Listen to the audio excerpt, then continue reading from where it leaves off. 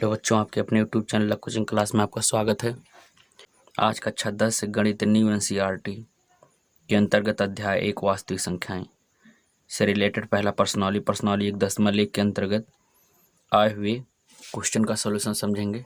आइए देखा जाए। पहला क्वेश्चन कह रहा, निम्नलिखित संख्याओं को अभाज्य गुणनखंडों के रूप में व्यक्त कीजिए। पहले क्वेश्चन में 6 पार्ट हैं। ये सब संख्याएं दी गई हैं, इन्हें इनके अभाज्य गुणनखंड के रूप में व्यक्त करना है। तो आइए देखा जाए। पहले क्वेश्चन का पहला पार्ट 140 को अभाज्य गुणनखंड के रूप में व्यक्त करना।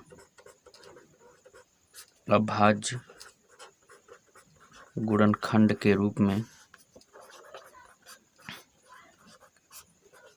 व्यक्त करना।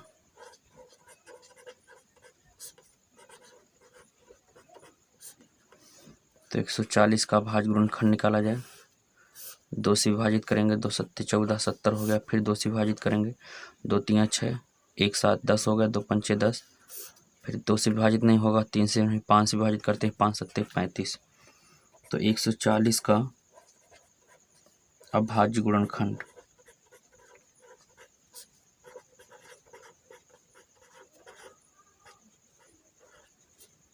बराबर कितना होगा भाई? 1 2 गुणे 2 गुणे 5 गुणे 7। इसे हम लिख सकते हैं 2 की घात 2 गुणे 5 और गुणे 7। ये इसका आंसर। 140 का अभाज्य गुणनखंड करने के लिए सबसे पहले हम भाग द्वारा इसका गुणनखंड किए और इस गुणनखंड को हम घातांक के रूप में बदल दिए। जैसे 2 गुणे 2 गुणे 7, 5 गुणे 7 था, तो 2 की घात 2 गुणे 5 गुणे 7 हो गया। आइए देखा जाए इसका दूसरा पार्ट। दूसरा पार्ट है 156 को अभाज्य गुणनखंड के रूप में व्यक्त करना। को अभाज्य गुणनखंड के रूप में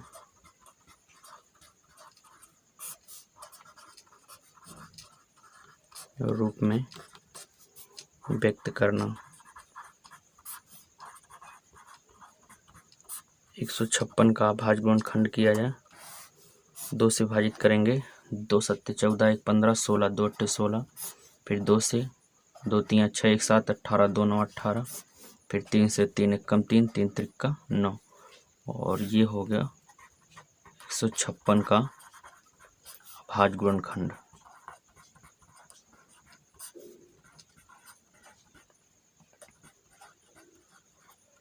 कितना हो गया भाई? 2 गुणे 2 गुणे 3 गुणे 13। इसे हम घातांक के रूप में 2 की घात 2 गुणे 3 गुणे 13 लिख सकते हैं। ये इसका आंसर हो गया। आइए देखा जाए इसका तीसरा पार्ट। 130 है 3825 को अभाज्य गुणनखंड के रूप में व्यक्त किया जाए। को अभाज्य गुणनखंड के रूप में व्यक्त करना।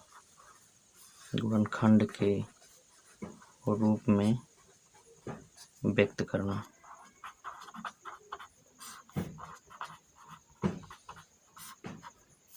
तीन 3825 का अभाज्य गुणनखंड निकाला जाए। तो 2 से विभाजित नहीं होगा, 3 से विभाजित। देखिए भाई, अगर आपको विभाजित करने में दिक्कत हो रही है तो इसी प्लेटफार्म पर भाजकता के नियम से 2 वीडियो पड़ा है, जिसमें 2 से 11 तक संख्याओं से विभाजित होने वाली 2 से 11 तक की संख्याओं से विभाजित होने वाली जानकारी दी गई है। इसमें हम देखेंगे 2 से विभाजित नहीं हुआ क्योंकि का एक स्थान पे सम संख्या नहीं है। 3 से विभाजित करने के लिए 5 2 7, 8 7 15, 3 18। तो आप देखेंगे इसका योगफल आ जाएगा। इन अंकों का योगफल 18 होगा। 3 से विभाजित हो जाएगा। 3 से विभाजित किया जाए, 3 1 कम 3, 3 दूनी 6, 2 8 22, 3 सत्ते 21, 1 22, 3 पचे 15। फिर देखा जाए 7 5 12, 12 2 14, 15, 3 से कट जाएगा। 3 चौक 12, 3 दूनी 6, 1 7, 3 पचे 15। अब 5 4 9 2 11, 2 3 से नहीं कटेगा, 5 से काट देते हैं। 5 8 40, 2 42, 25 पंचम 25। फिर 5 से काट दीजिए, 5 1 कम 5 और 3 8 5 सत्ते 35। 17 एक अभाज्य संख्या है। अतः लिख सकते हैं 3825 का अभाज्य गुणनखंड। अभाज्य गुणनखंड बराबर कितना, 3 गुणे 3 गुणे 5 गुणे 5 गुणे 17। इसे हम लिख सकते हैं घातांक के रूप में 3 की घात 2, इसे लिख सकते हैं 5 की घात 2 गुणे 17। ये इसका आंसर है। आशा करते हैं ये तीनों पार्ट आपको समझ में आया। आगे के 2 पार्ट दिए गए हैं, आप इसे स्वयं ट्राई करिए। नहीं आता है तो कमेंट करके बताइए, और अगर आ जाता है तब भी कमेंट करके बताइए कि सर पहले क्वेश्चन का चौथा और 5वां पार्ट हमने सॉल्व किया। आइए देखा जाए इस प्रश्नावली का क्वेश्चन नंबर 2। क्वेश्चन नंबर 2 में कह रहा पूर्णांकों के निम्नलिखित युग्मों के एचसीएफ और एलसीएम ज्ञात कीजिए तथा इसकी जांच कीजिए कि 2 संख्याओं का गुणनफल उनके एचसीएफ गुणे एलसीएम के बराबर होता है। इस सवाल में भैया दिए गए युग्म से एचसीएफ और एलसीएम निकालना है और उसके बाद इनको चेक करना है, जांच करना है कि दोनों संख्याओं का गुणनफल उनके लास और मासा के गुणनफल के बराबर है कि नहीं है। ठीक भैया, तो आइए देखा जाए सॉल्यूशन इसका पहले का। क्वेश्चन नंबर 2 का पहला पार्ट, हम यहाँ पे 26 का अभाज्य गुणनखंड निकालेंगे और 91 का। 26 और 91 का अभाज्य गुणनखंड।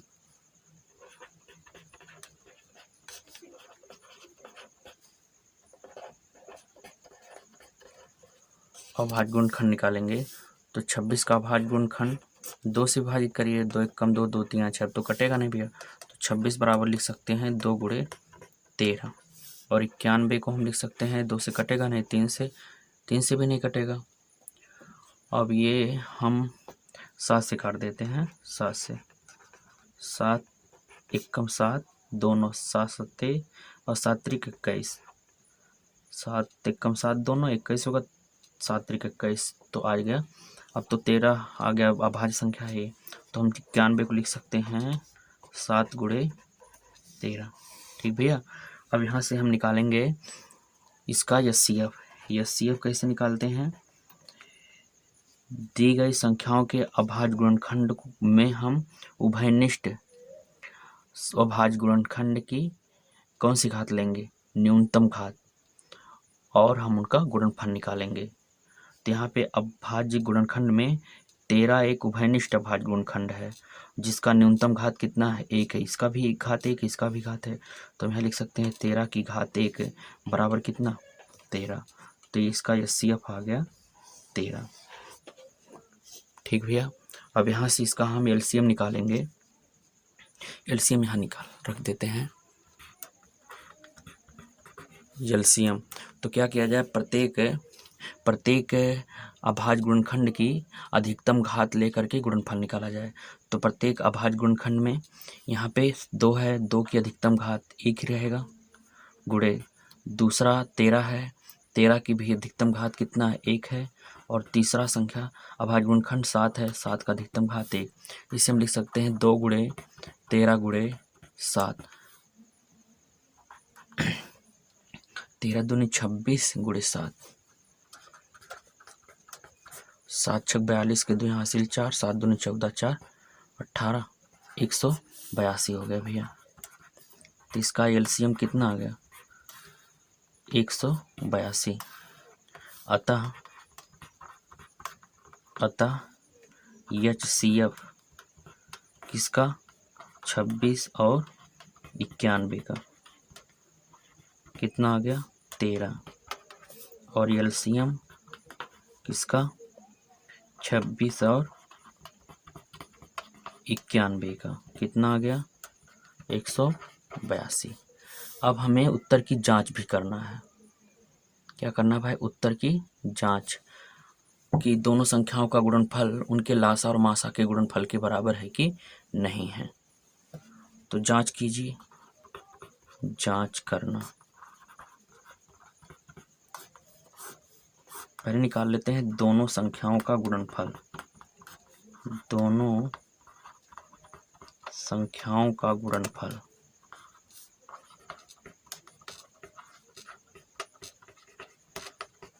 दोनों संख्याएं कौन कौन है, एक 26 और दूसरा 91।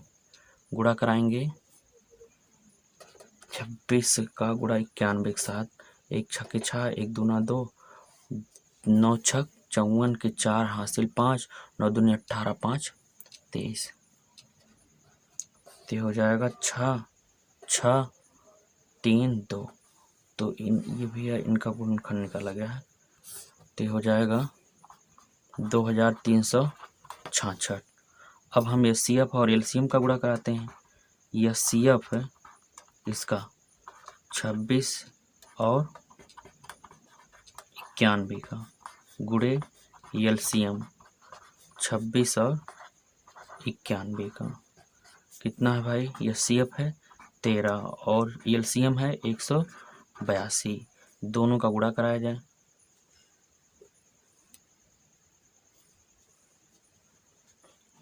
तो 182 गुणे 13, 3 दूनी 6, 3 और 24 के 4 हासिल 2, 3 एक कम 3 2 5, 1 दूना 2, 1 अट्ठे 8 और 1 एक कम 1।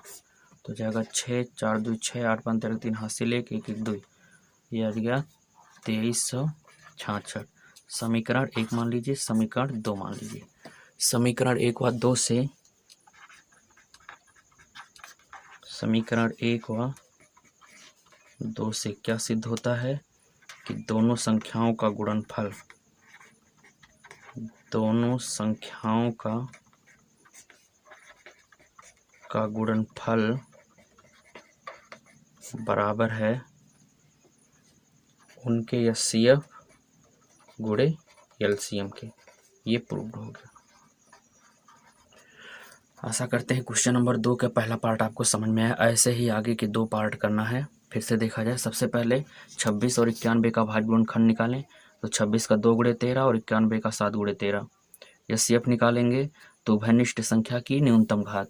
तो उभयनिष्ठ संख्या 13 थी और कोई है नहीं, तो 13 की न्यूनतम घात 1 हो जाएगा। 13 की घात 1 बराबर 13। एलसीएम निकालेंगे तो अब प्रत्येक अभाज्य गुणनखंड की अधिकतम घात का गुणनफल निकाला जाता है। तो प्रत्येक अभाज्य गुणनखंड में 2 की अधिकतम घात 1 है, 13 की अधिकतम घात 1 है और अगला अंक है 7 की अधिकतम घात 1 है और सबका गुणा कराएंगे 182 आएगा। तो यह सीएफ 26 91 का आ गया 13 और एलसीएम 26 91 का 182। जांच करना था तो सबसे पहले दोनों संख्याओं का गुणनफल निकाला गया। दोनों संख्याओं का गुणनफल 2366 आया। 26 और 91 का सीएफ और 26 91 का एलसीएम का गुणनफल निकाला तो आ गया 2366। समीकरण 1 और 2 से हमने देखा कि दोनों संख्याओं का गुणनफल उनके एचसीएफ और एलसीएम के गुणनफल के बराबर होता है। आइए देखा जाए इसका दूसरा पार्ट। 510 और 92 का अभाज्य गुणनखंड।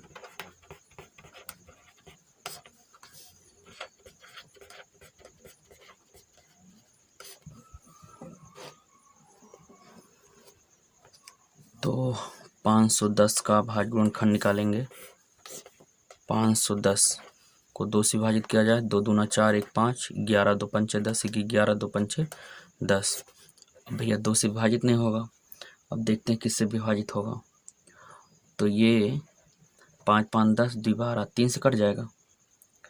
3 से क्या हो जाएगा, विभाजित हो जाएगा। 3 से काट दें, 3 7 21, 3 8 24, 3 8 24 1 25, 15 3 5 15। अब भैया 3 से कटेगा, 8 5 13। अब तो 3 से कटवे नहीं करेगा। अब 5 से काट दीजिए, 5 1 कम 5, 3 8 5 7 35। ये 17 का भाज्य संख्या है, इसलिए लिख सकते हैं 2 गुणे 3 गुणे 5 गुणे 17। अब 92 का भाज्य गुणनखंड निकालिए। 2 से काट दीजिए, 2 चौक 8, 1 9, 2 छक 12, 46 हो गया भाई। अब फिर 2 से काट दीजिए, 2 दूना 4, 2 3 6। अब देखिए 23 आ गया, एक अभाज्य संख्या कटेगा नहीं, तो हो जाएगा 92 का अभाज्य गुणनखंड 2 गुणे 23। या इसे हम लिख सकते हैं कितना, 2 की घात 2 गुणे 23। अब इसका एचसीएफ निकालिए। एचसीएफ में उभयनिष्ठ संख्या की कौन घात रखी जाती है, न्यूनतम घात। तो उभयनिष्ठ संख्या कितना है, 2। ये 2 का न्यूनतम घात कितना है, 1। कन्फर्म हुआ भाई, 2 का न्यूनतम घात 1 है और कोई संख्या उभयनिष्ठ है? नहीं है। तो हम लिख सकते हैं 2 की घात 1 बराबर कितना 2। तो यह CF कितना आ गया 2 आ गया। अब निकालते हैं LCM। LCM में प्रत्येक अभाज्य गुणनखंड का अधिकतम घात तो 2 है। 2 का अधिकतम घात कितना है 2। अगला अभाज्य गुणनखंड 3 है तो 3 का अधिकतम घात 1। अगला 5 है तो 5 का अधिकतम घात 1। अगला 23 है तो 23 का अधिकतम घात 1। इसे गुणा कराएंगे तो हो जाएगा 2 की घात 4। 2 की घात 2 का मान 4। 4 तियाँ 12। 12 पंचे 60। 60 गुणे 23। 60 में 23 से गुणा करा देते हैं। सॉरी गलती हो गई भाई, 17 भी बचा है। गुणे 17 और इनका गुणनफल कितना जाएगा 60 गुणे 17। 17 छक्का 102। 23 से गुणा कराएं 3 शून्य शून्य 3 दूनी 6 3 शून्य शून्य 3 एकम 3 2 शून्य शून्य 2 दूना 4 2 शून्य शून्य 2 एकम 2 तो 0 6 4 3 2 23,400 23,460 आ गया 23,460। अतः यह CF किसका है CF 510 और 92 का कितना आ गया 2। और LCM 510 और 92 का कितना आ गया भैया 23,460।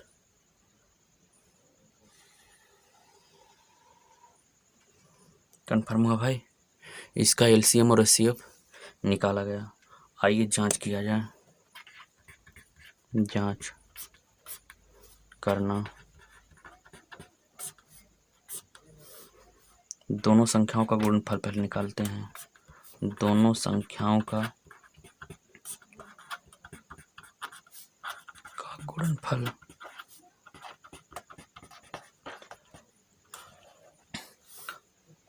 तो पहली संख्या दोनों संख्याओं का गुणनफल बराबर 510 गुणे 92। 510 में 92 से गुणा कराएं 2 शून्य शून्य 2 एकम 2 2 पंचे 10 9 शून्य शून्य 9 एकम 9 9 पचे 45 तो हो गया 0 2 9 6 4 तो हो गया 46,920 समीकरण 1। अब हम के CF और LCM का गुणा कराते हैं। यह CF किसका है CF 510 और 92 का गुणे LCM किसका 510 है और 92 का।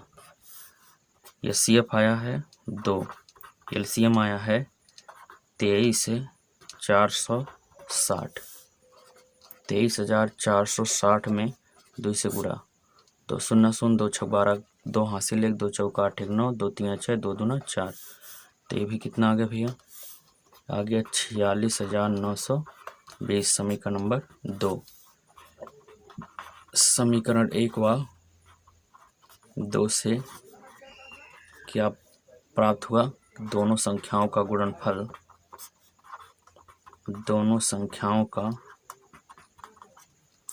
गुणनफल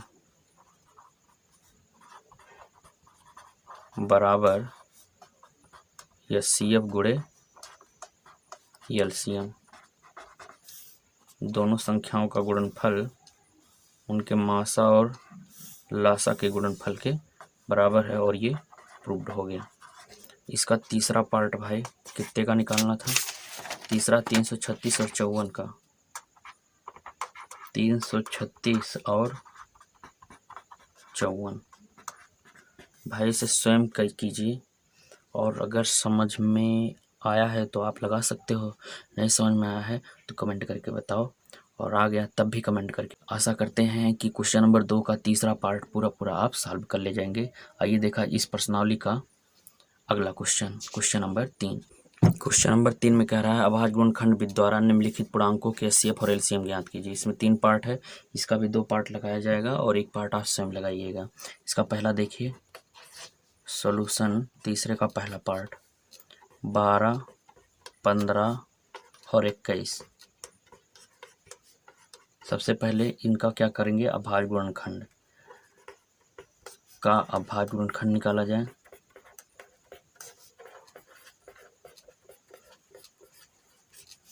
तो भैया 12 को लिख सकते हैं 2 गुणे 2 गुणे 3, घातांक के रूप में लिखेंगे 2 दूना 4 3 12 ना, तो घातांक के रूप में 2 की घात 2 गुणे 3। 15 को लिख सकते हैं 2 गुणे 3, ये घातांक के रूप में ही रहेगा, इतना 2 गुणे ये 5 रहेगा भाई, 2 गुणे 5। और 21 को लिख सकते हैं 3 गुणे 7, 3 गुणे 7, तो इसे भी ऐसे रहने दें 3 गुणे 7। अब इसका एचसीएफ निकालिए। उभयनिष्ठ संख्या का न्यूनतम घात, उभयनिष्ठ संख्या कितना भाई, बताओ बताओ, गलत कर दिए क्या? 15, 3 गुणे 5 होगा भाई, ये 3 रहेगा। उभयनिष्ठ संख्या 3 है, तो 3 का न्यूनतम घात 1 है और 3 की घात 1 का मान कितना हो जाएगा 3, तो एचसीएफ निकला कितने का 12, 15 और 21 का, कितना 3। एलसीएम निकाला जाए। एलसीएम प्रत्येक अभाज्य गुणनखंड का अधिकतम घात, तो 2 का अधिकतम घात कितना है 2, 3 का अधिकतम घात 1 ही है, 5 का अधिकतम घात 1 है और 7 का अधिकतम घात 1, तो ये 2 की घात 2 का मान 4 हो जाएगा, गुणे 3 गुणे 5 और गुणे 7, इतना गुणा कराएंगे भाई, 4 3 12 5 60, 7 6 42, 420 आ जाएगा। एलसीएम आ गया कितने का 12, 15 और 21 का, कितना आ गया भाई 420, ये इसका आंसर है। आइए देखा जाए इसका दूसरा पार्ट।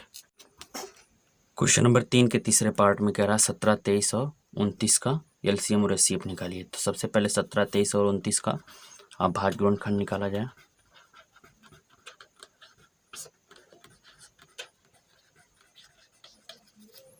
तो 17 को हम लिख सकते हैं अभाज्य संख्या ही भैया, तो 1 गुणे 17।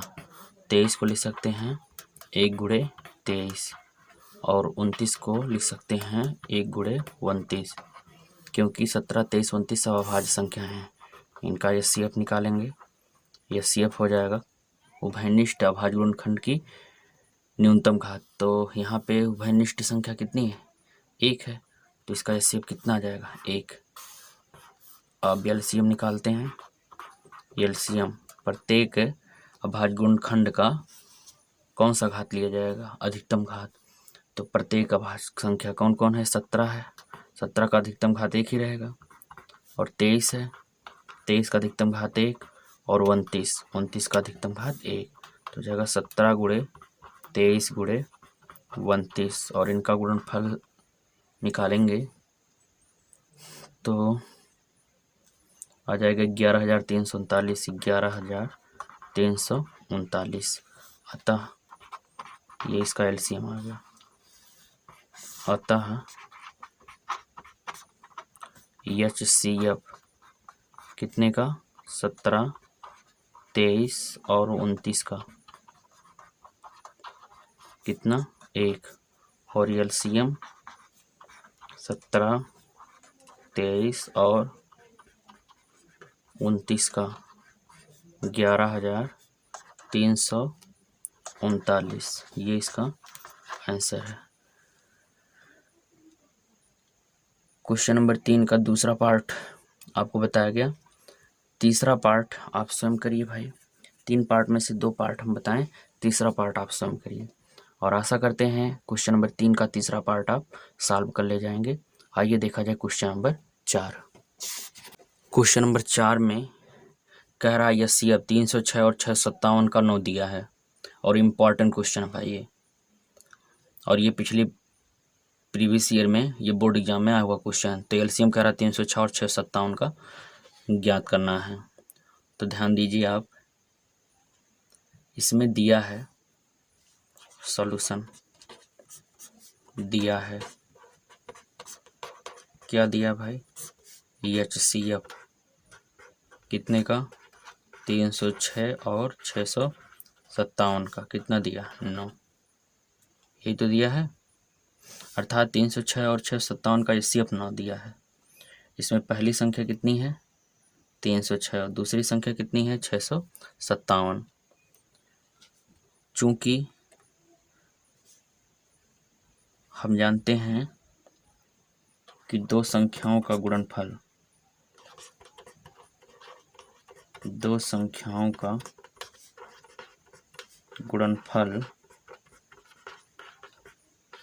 बराबर होता है HCF है गुणे LCM के। कन्फर्म हुआ भाई। हमको दो संख्याएं कौन कौन है, हमको प्राप्त है दो संख्याएं 306 और 657। तो दोनों संख्याओं का गुणनफल निकाला और HCF कितना दिया है 9 गुणे LCM। LCM का मान निकालना है। LCM बराबर LCM कितने का 306 और 657 का। 306 गुणे 657 बटे 9 ये तो होगा भैया। 9 से काट दीजिए, 9 सत्ते 63, 2 65 और 9 3 27, तो हो जाएगा 306 गुणे 73। 306 में 73 से गुणा कराते हैं। 3 छक 18, 3 सत्ते 21, 7 छक 42 और 7 त्रिक 21। सॉरी गलती हो गई, 3 छक 18, 3 त्रिक 9, ये 9 रहेगा।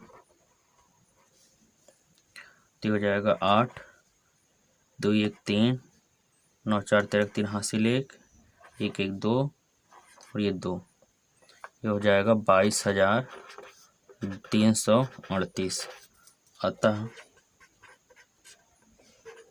LCM 306 657 का कितना आ गया 22,338। ये इसका आंसर है और ये प्रीवियस ईयर में आया हुआ क्वेश्चन है। और इससे आप नोट्स बनाते रहिएगा भाई, इसे आप रिवीजन करते रहिएगा। इस प्रश्नावली के क्वेश्चन नंबर 1 से 4 तक का सलूशन बताया गया। आशा करते हैं क्वेश्चन का सलूशन आपको समझ में आया। आगे जो शेष क्वेश्चन बचे हैं उनका सलूशन अगले वीडियो में उपलब्ध कराया जाएगा। तब तक के लिए जय हिंद दोस्तों।